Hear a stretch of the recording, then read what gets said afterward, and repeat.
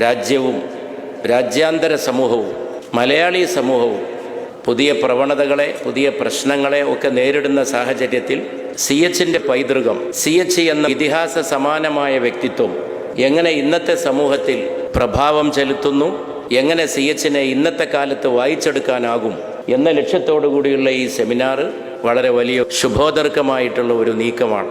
CHനെ പല രീതിയിൽ വായിച്ചെടുക്കാൻ സാധിക്കും. CH എന്ന രാഷ്ട്രീയ നേതാവ്, as A political leader, as A writer, as an orator, as an expert of social engineering, as an architect of A progressive society, it's evolution, എല്ലാ അർത്ഥത്തിലും CHനെ വായിച്ചെടുക്കാൻ സാധിക്കും. ആ വായനക്ക് വളരെ പ്രസക്തി വർദ്ധിച്ചൊരു സമയത്താണ് ഇതുപോലൊരു സെമിനാർ സംഘടിപ്പിച്ചിട്ടുള്ളത്. CH അപൂർവ വ്യക്തിത്വമായിരുന്നു നമ്മളെല്ലാവരും പറയാറുണ്ട്.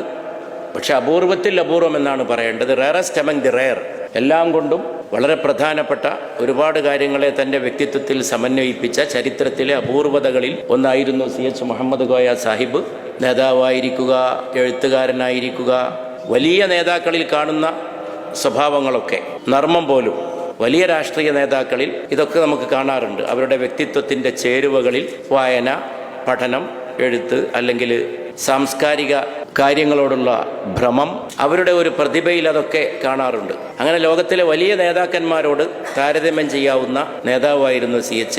കുറേ ചേരുവകൾ ചേർന്ന രസനീയമായ ഒരു വ്യക്തിത്വമായിരുന്നു അദ്ദേഹം. CH നവോത്ഥാനം സൃഷ്ടിച്ചു എന്ന് മാത്രം പറഞ്ഞാൽ പോരാ, സ്വയം ഒരു നവോത്ഥാന പുരുഷനായിരുന്നു എന്നും കൂടി പറയണം. He created Renaissance. CH Muhammad Koya Saheb, he created and he led, he gave leadership Renaissance, but he himself was a Renaissance man. ഒരു നവോത്ഥാന പുരുഷനായിരുന്നു അദ്ദേഹം. Because of his temperament, his attitudes, his vision, visionary leadership, his own way of approaching and tackling with the men and matters, with the social affairs, ആ കാര്യങ്ങളിലെല്ലാം അദ്ദേഹത്തിൻ്റെതായിട്ടുള്ള പ്രത്യേക സമീപനങ്ങളുണ്ടായിരുന്നു. ഞാൻ നവോത്ഥാനം എന്ന ആശയത്തെ അംഗീകരിച്ചുകൊണ്ടല്ല പറയണത്. നവോത്ഥാനം എന്ന ആശയത്തോട് വ്യക്തിപരമായി വിയോജിപ്പുള്ള ഒരാളാണ് ഞാൻ. അതൊരു യൂറോപ്യൻ സംഗതിയാണ്. അതിനെക്കുറിച്ച് ഇപ്പോൾ നടന്നുകൊണ്ടിരിക്കുന്ന പഠനങ്ങൾ ആ സംഗതി തന്നെ അപ്രസക്തമാണ് എന്ന മട്ടിലാണ്. അതിന് പുതിയ പേരുകളാണ് ഇപ്പോൾ കൊടുത്തുകൊണ്ടിരിക്കുന്നത്. പക്ഷേ എന്ത് പേരിട്ടാലും, മോഡേണിറ്റിന്നോ റെനൈസാൻസ്ന്നോ എന്ത് പറഞ്ഞാലും, ലോകത്തിന് പുതിയ ഉണർവ് നൽകിയ ഒരു പ്രബുദ്ധതയുടെ ഒരു പുതിയ കാലം, ആ കാലത്തെ രൂപീകരിച്ചതായിട്ടുള്ള സാംസ്കാരിക ചോദനകൾ, ഇതെല്ലാം CHൻ്റെ കാര്യത്തിൽ വളരെ വളരെ പ്രസക്തമായിട്ട് നമുക്ക് കാണാൻ സാധിക്കുന്നു. CHൻ്റെ ജീവിതത്തിൽ ഇതിനൊക്കെയുള്ള പങ്ക് നമുക്ക് വായിച്ചെടുക്കാൻ സാധിക്കുന്നു. ഇന്നത്തെ ഒരു ചുറ്റുപാട് വെച്ച് നോക്കുമ്പോൾ സംസ്ഥാന രാഷ്ട്രീയം, ദേശീയ രാഷ്ട്രീയം, രാജ്യാന്തരമായിട്ടുള്ള അവസ്ഥാവിശേഷം, CH മുഹമ്മദ് കോയ സാഹിബ് ചരിത്രത്തിൽ ഊന്നിക്കൊണ്ട് തന്നെയാണ് അദ്ദേഹത്തിൻ്റെ സമീപനങ്ങൾ സ്വരൂപിച്ചത് എന്ന് നമുക്ക് കാണാൻ സാധിക്കും. CHൻ്റെ പ്രസംഗം, CHൻ്റെ എഴുത്തിലെല്ലാം അത് കാണാൻ നമുക്ക് സാധിക്കുന്നുണ്ട്. ചരിത്രത്തോടുള്ള ബന്ധം, സംസ്കാരത്തോടുള്ള ബന്ധം, ഇന്ത്യയെ ഒരേകകമായി കാണാനുള്ള സാംസ്കാരികമായിട്ടുള്ള ഉൾക്കാഴ്ച, അതെല്ലാം CH പുലർത്തിയിരുന്നു. CHൻ്റെ കാലത്ത് ഇന്നത്തെ പോലുള്ള ഒരു ഫാഷിസ്റ്റ് വർഗീയ രാഷ്ട്രീയത്തിൻ്റെ ആധിപത്യം ഇന്ത്യയിൽ സങ്കല്പിക്കാൻ പോലും സാധിക്കുമായിരുന്നില്ല. കാലം മാറിയിരിക്കുന്നു. കാലം മാറുമ്പോൾ രാഷ്ട്രീയ സമീപനങ്ങളും മാറും, എല്ലാം മാറും. അപ്പോൾ CHൻ്റെ കാലഘട്ടത്തിൽ അതേ അലകും പിടിയും പുതിയ കാലഘട്ടത്തിനൊരു പക്ഷേ ഉപയുക്തമായെന്ന് വരില്ല. പക്ഷേ അപ്പോഴും അടിസ്ഥാനപരമായി, മൗലികമായി CH മുന്നോട്ട് വെച്ച കാഴ്ചപ്പാട്, രാഷ്ട്രീയ ദർശനം ന്യൂനപക്ഷങ്ങളെ സംബന്ധിച്ച്, രാജ്യത്തെ സംബന്ധിച്ച് നിത്യപ്രസക്തി ആർജിക്കുന്നതാണ് നമുക്ക് കാണാൻ സാധിക്കുന്നത്. സംസ്കാരത്തിൽ ഊന്നി നിന്നുകൊണ്ട്, മതത്തിൽ ഊന്നി നിന്നുകൊണ്ട് മതേതരത്വത്തെ പുൽകുക, പ്രയോഗിക്കുക എന്ന അടിസ്ഥാനപരമായ തത്വത്തിൻ്റെയും ഏറ്റവും വിജയകരമായിട്ടുള്ള പ്രയോഗമായിരുന്നു CH. ഒരു തിയറി മാത്രമായിരുന്നില്ല, മനോഹരമായ ഒരു പ്രാക്ടിക്കലുമായിരുന്നുവെന്ന് നമുക്കറിയാം.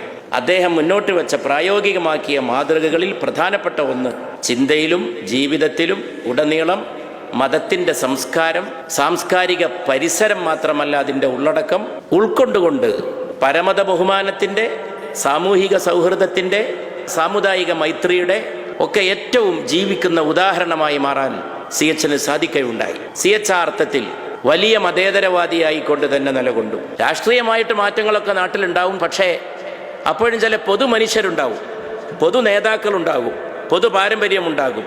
ചരിത്രത്തെ, സംസ്കാരത്തെ, രാഷ്ട്രീയത്തെ ഒക്കെ പുനർനിർവചിക്കേണ്ട ഒരു കാലത്ത്, ഒരു റീഡെഫിനിഷൻ ആവശ്യപ്പെടുന്ന ഒരു കാലത്ത്, നമുക്ക് ശ്രേഷ്ഠ പ്രമാണങ്ങളായിട്ടുള്ള മൂല്യങ്ങൾക്ക് കാവൽ നിൽക്കേണ്ട ഒരു കാലത്ത് CH-നെ പോലെ ഒരു വലിയ കാവൽക്കാരൻ, ടാഗോറിനെയാണ് ഗാന്ധിജി ഇന്ത്യയുടെ മഹാനായ കാവൽക്കാരെന്ന് വിശേഷിപ്പിച്ചത്, the great sentinel of India. നമ്മുടെ സംസ്കാരത്തിന് കാവൽ നിന്ന, ചരിത്രത്തെ ഓർമ്മിപ്പിക്കുന്ന, സംസ്കാരത്തിൻ്റെ രൂപത്തിലും ഭാവത്തിലും ചിന്തയിലും സംസാരത്തിലും തത്വത്തിലും പ്രയോഗത്തിലും ഒരു സാംസ്കാരിക ഗോപുരവുമായിരുന്നു CH. എന്നിട്ടും രാഷ്ട്രീയത്തിൽ അദ്ദേഹം നിരന്തരം ഇടപെട്ട കർമ്മയോഗിയുമായിരുന്നു. ഈ സമഞ്ജസമായ സമ്മേളനത്തെ അന്വർത്ഥമാക്കിയ CH-ന്റെ പരികൽപ്പനകൾ, CH-ന്റെ സങ്കല്പങ്ങൾ പുതിയ വാതായനങ്ങൾ തുറന്നേകും.